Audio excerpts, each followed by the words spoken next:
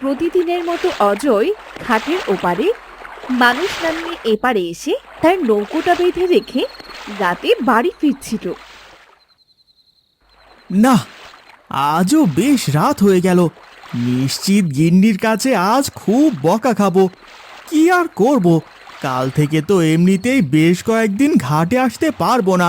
মাঠের ধান পেকেছে, সেগুলো তো বাড়ি আনতে হবে। অনেক রকম কথা ভাবতে ভাবতে সে মাঠের রাস্তা ধরে বাড়ি ফিরছিল। হঠাৎ তার কানে একটা শিশুর কান্নার আওয়াজ ভেসে এলো। এত রাতে এই মাঠের ভেতরে একটা বাচ্চার কান্নার আওয়াজ।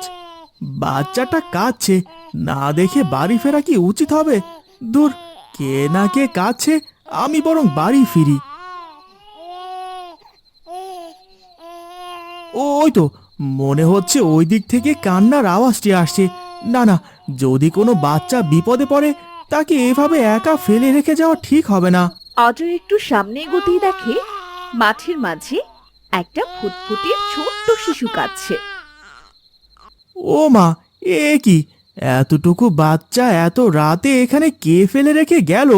যাক, ভালোই হলো, আমাদের তো কোনো সন্তান নেই। একে আমরা নিজের সন্তানের মতো করে মানুষ করব। মালতী, এই মালতী, বাইরে বেরিয়ে এসো।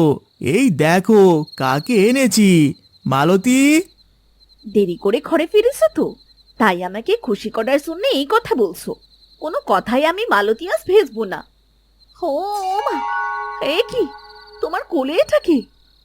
জানি না গো, ঘাট থেকে বাড়ি ফেরার সময় দেখলাম মাঠের ভেতরে খুব কান্না করছে, তাই সাথে করে নিয়ে এলাম। নাও ধরো, আজ থেকে ও আমাদের সন্তান। হ্যাঁ গো, সৃষ্টিকর্তা যে এত মহৎ তা যেন আজ আমি হাড়ে হাড়ে বুঝতে পারছি। নিজের কোনো সন্তান না দিলেও অন্য একটা বাচ্চা যে এভাবে আমায় দান করবে, আমি তা বুঝতেও পারিনি। দাও দাও, আমায় কোলে দাও। নাও ধরো, মনে হচ্ছে বাচ্চাটির পেটে কিচ্ছু নেই। তুমি একে নিয়ে বসো, আমি দিনেশের দোকান থেকে দুধ নিয়ে এখনই ফিরছি। অজয় ও তার স্ত্রী মালতী মিলে মেয়েটিকে বেশ আদর যত্নে মানুষ করতে লাগলো। দেখতে দেখতে তাদের মেয়ে শাম্মী বেশ বড় হয়ে উঠল। শাম্মী, মা শাম্মী, আয় তো মা, এসে খাবার খেয়ে নে। শাম্মী, আর এই মেয়েটা কি কানে শোনে না নাকি? সকাল সকালে তো চিৎকার করছো কেন মা? এখন আমার খেতে ভালো লাগছে না। এই দেখ মা, আজ আমি তোর পছন্দের খাবার দুধ এনেছি। তুই তো দুধ খেতে খুব ভালোবাসিস। আয় তো, তাড়াতাড়ি আয়।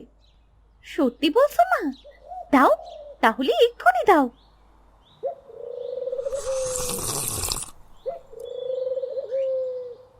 মা বলো তো, প্রতিদিন আমায় তো অল্প অল্প দুধ কেন দাও? একটু বেশি করে দিতে পারো না? তাহলে তো আমার পেটটা ভরে। আজ থেকে রোজ তোকে বেশি করে দুধ খেতে দেব। শোন, তোর বাবা মাঠে গেছে, যা তো খাবারটা বাবাকে দিয়ে আয়। তাও মা, আর শোনো মা, দুধ দিয়ে একটু পায়েস রান্না করে রাখবে, আমি এসে খাবো কিন্তু। আচ্ছা ঠিক আছে, এবার যা। শাম্মী তার বাবাকে মাঠে খাবার দিয়ে আসতে গেলে সে দেখে তার বাবার পেছনে একটা বিষধর সাপ ফনা তুলে আছে। বাবার পেছনে সাপ? আমি যদি এখন বাবাকে না বাঁচাই তবে বাবাকে এক্ষুনি সাপে কাটবে। না না না না না, আমি বেঁচে থাকতে বাবার মৃত্যু হতে পারে না। শাম্মী তখন সাপ রূপে ফিরে গিয়ে বিষধর সাপের সাথে লড়াই করে। এইদিকে তার বাবা একসাথে দুটো সাপের লড়াই দেখে ভয় পেয়ে যায় আর এক পাশে সরে যায়। এ সময় বিষধর সাপটি নাগকন্যা শাম্মীর কামড়ে সেখানে মারা যায়। তুই একটা সাপ? হ্যাঁ বাবা, আমি নাগকন্যা।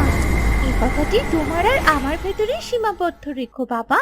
মানুষ জানাজানি হলে আমার ক্ষতি হয়ে যাবে।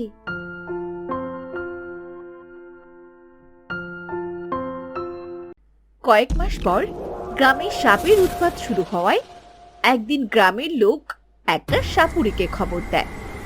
সাপুরে সামনেকে দেখে বুঝতে পারে সে একজন নাগকন্যা। এ মেয়ে কোনো সাধারণ মেয়ে না, এ তো নাগকন্যা। এত বছর ধরে যে তপস্যা আমি করেছি, আবার সেই আশা আজ আমার সামনে। আহা! কি হলো সাপুরে? এত কি ভাবছো? কাজ করতে এসে এত ভাবলে চলে নাকি? হ্যাঁ হ্যাঁ, এক্ষুনি আমি এ গ্রাম থেকে সমস্ত সাপকে বিদায় দেব। তোমাদের এ নিয়ে এত ভাবতে হবে না। হ্যাঁ হ্যাঁ, যত দ্রুত সম্ভব এ গায়ের মানুষকে মুক্ত করো, না হলে ভয়ে যে কেউ ঘরে থাকতে পারছে না। তোমার সাথে আমার কিছু কথা ছিল, যদি কিছু মনে না করো তবে বলতে পারি। হ্যাঁ বলো, আমি কি মনে করব? তুমি নিঃসন্দেহে বলতে পারো। আচ্ছা আচ্ছা বেশ, ওই ফাঁকা জায়গায় চলো। ওই যে মেয়েটা দেখা যাচ্ছে, ওই মেয়েটা কে? কেন বলো তো? ওইটা তো আমার মেয়ে। অসম্ভব, এটা কখনো হতে পারে না। কি আবল তাবল বলছো? আরে ওইটা তো আমারই মেয়ে। এটা নাগকন্যা, তোমার মেয়ে হয় কি করে? ও তো নাগকন্যা। যেটা করতে এসেছো সেটা করে গ্রাম থেকে বিদায় হও। খবরদার বলছি, আমার মেয়ের দিকে নজর দেবে না। শুধু শুধু রাগ করে লাভ কি? একটা সাপ কখনো তোমার সন্তান হবে না।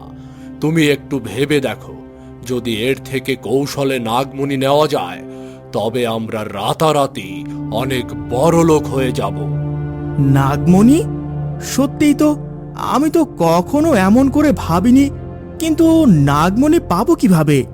ওই মেয়ের বয়স কত বছর? কাল ওর বয়স 18 বছর পূর্ণ হবে। এই তো নাগমণি, তাহলে এবার আমাদের হাতের মুঠোয়। কাল পূর্ণিমার রাত, ওর 18 বছর পূর্ণ হবে। কাল থেকে নাগমণির রক্ষণাবেক্ষণ ও করবে, আর এই সুযোগ আমাদের কাজে লাগাতে হবে। ওকে কৌশলে ফেলে আমরা ওর নাগমণি আদায় করব। আচ্ছা ঠিক আছে, তুমি যেভাবে বলবে। কিন্তু সত্যি সত্যি কি আমরা নাগমণি পাবো? বোকা অজয়, একবার শুধু নাগমণিটা আমার হাতের মুঠোয় পেয়ে নেই, তারপর আমাকে আর কোথাও খুঁজে পাবে না। কি হলো? এইভাবে হাসছো যে? না না, এ কিছু না। পাবো মানে অবশ্যই পাবো। শোনো, কাল ঠিক রাত 12টায় আমরা ওর পিছু নেব। তারপর যখন ও নাগমণি গ্রহণ করতে যাবে, ঠিক তখনই ওকে মেরে আমরা নাগমণি নিয়ে নেব। পরদিন রাত 11টার পরে অজয় তার মেয়ের চোখে চোখ রাখল।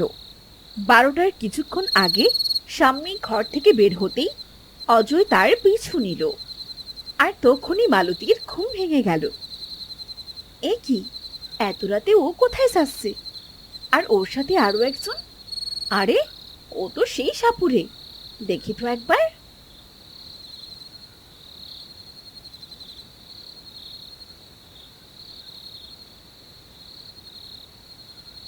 হে, আমি কি দেখছি? এই তো আমার মেয়ে। এই সাপ হলো কেন? না না, ব্যাপারটা আমায় দেখতে হবে তো। দেখি এরা কি করে। মালতী ওদের পিছু নিল। সাপটি যেতে যেতে ওই গ্রামের একটা পুরনো ভাঙাচোরা প্রাসাদে অবস্থান করলো। ও ও, ও, ও, তাহলে তোর ঘাঁটি এখানে। অজয়, তাড়াতাড়ি চলো, দেখি ও কি করে। এ কি, এরা তো সেই পুরনো প্রাসাদেই থেকে যাচ্ছে। শুনেছি প্রাসাদটা নাকি খুবই ভয়ানক। না না, এ সময় আমায় ভেঙে পড়লে চলবে না। সাপুরে ও অজয় প্রাসাদে ঢুকতেই সাপুরেকে একটা সাপ কামড়ে দিল। সাপ সাপ সাপে কেটেছে আমায়।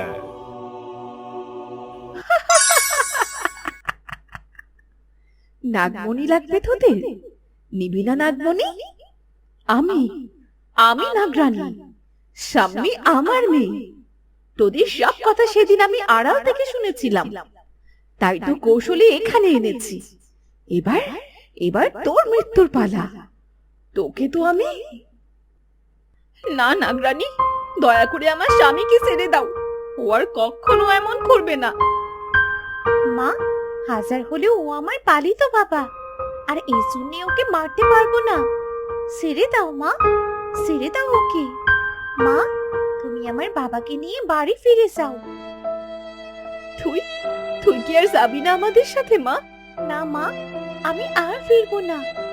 আমি চেয়েছিলাম তোমাদের সন্তান হয়ে সারা জীবন তোমাদের সাথে থাকতে, কিন্তু যেখানে ঘরের শত্রু সেখানে তো আর থাকতে পারি না মা। অনেক বছর আগে এক বিশেষ সমস্যার কারণে আমার মেয়েকে মাঠের ভেতরে রেখে গিয়েছিলাম। তোমরা ওকে সন্তানের মতো আদর যত্ন করে মানুষ করেছো, আর তাই তো ও কখনোই আমার কাছে ফিরতে চায়নি। কিন্তু আমি বুঝতে পেরেছি না রানী, তোমাকে আর বলতে হবে না। না রে মা, তোকে ছাড়া তো আমার থাকা অসম্ভব। যদি তোর দুঃখিনী মায়ের কথা মনে পড়ে, তবে আমার সাথে রোজ একবার করে দেখা করে যাস। আচ্ছা মা, আমি তোমার এই কথাটি অবশ্যই রাখবো। তোমাকে আমার খুব মনে পড়বে মা। মা শাম্মী, লোভে পড়ে আমি অন্ধ হয়ে গিয়েছিলাম। ক্ষমা চাইবার মুখ আমার আর নেই, তবুও বলবো, ক্ষমা করিস মা আমাকে। তোমাকে আমি অনেক আগেই ক্ষমা করে দিয়েছি বাবা। তোমরা ভালো থেকো। আজ আমরা আসি তাহলে।